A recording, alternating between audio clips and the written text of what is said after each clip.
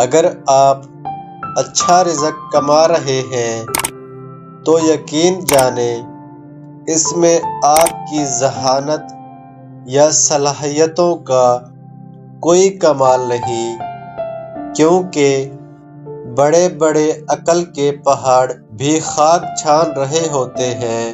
اگر آپ کسی بڑی بیماری سے بچے ہوئے ہیں تو اس میں آپ کی خوراک یا حفظان صحت کی اختیار کردہ احتیاطی تدابیر کا کوئی دخل نہیں۔ ایسے بہت سے انسانوں سے قبرستان بھرے ہوئے ہیں جو سوائے منرل واٹر کے کوئی پانی نہیں پیتے تھے، مگر پھر اچانک انہیں برین ٹیومر، بلڈ کینسر یا ہیپاٹائٹس سی تشخیص ہوئی اور وہ چند دنوں میں یا لمحوں میں دنیا کو چھوڑ کر اس فانی دنیا سے چلے گئے۔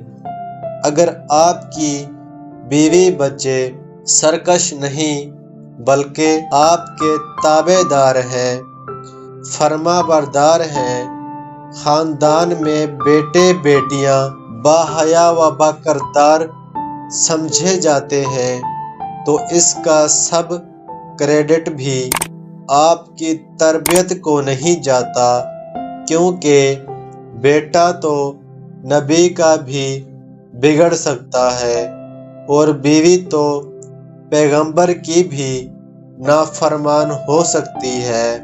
اگر آپ کی کبھی جیب نہیں کٹی، کبھی موبائل نہیں چھنا، تو اس کا یہ مطلب نہیں کہ آپ بہت چوکنے اور ہوشیار ہیں، بلکہ اس سے یہ ثابت ہوتا ہے کہ اللہ نے بدگماشوں، جیب کتروں، رہزنوں کو آپ کے قریب نہیں بھٹکنے دیا تاکہ آپ ضرورت ثانیوں سے بچے رہیں۔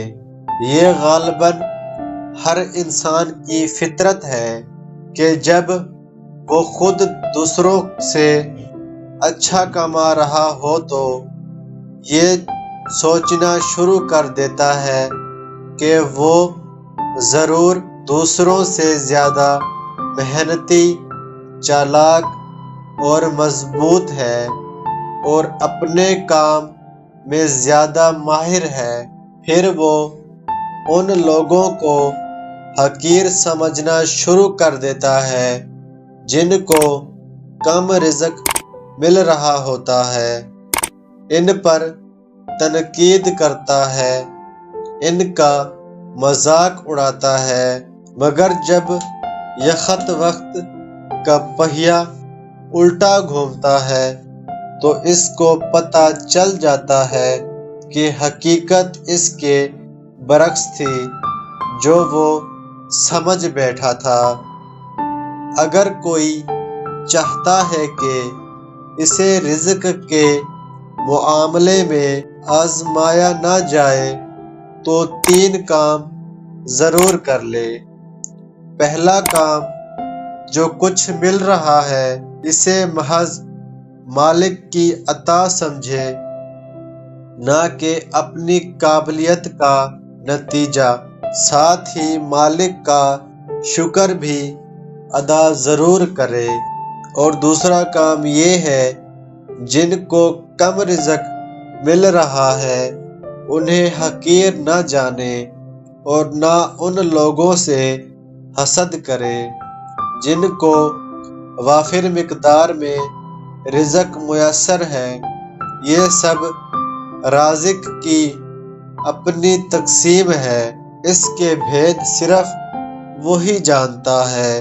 اور نمبر 3، جتنا ہو سکے اپنے رزق میں دوسروں کو شامل کرے، زیادہ ہے تو زیادہ، کم ہے تو کم میں شامل ضرور کرے۔ سب سے زیادہ حق والدین اور رحم کے رشتوں کا ہے۔ نانا نانی، دادا دادی، بہنیں اور بھائی ہیں۔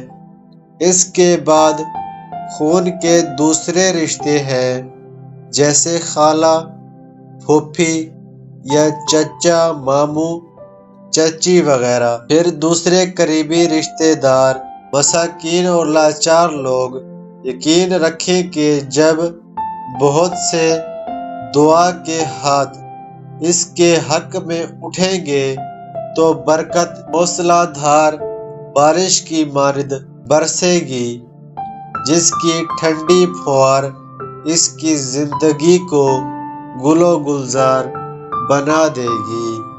میرے پیارے دوستو، امید کرتا ہوں یہ ویڈیو آپ کو بہت پسند آئی ہوگی۔ اگر پسند آئی ہے تو ویڈیو کو لائک کر کے چینل کو سبسکرائب ضرور کریں اور اپنے دوستوں کے ساتھ لازمی شیئر کریں۔ اور دوستو، اس ویڈیو سے جانے سے پہلے ایک کمنٹ ضرور کریں۔ ملتے ہیں کسی نیکسٹ ویڈیو میں۔ اپنا بہت سارا خیال رکھیں، مجھے دعاؤں میں یاد رکھیں، خوش رہیں، خوشیاں بانٹیں۔ اللہ حافظ۔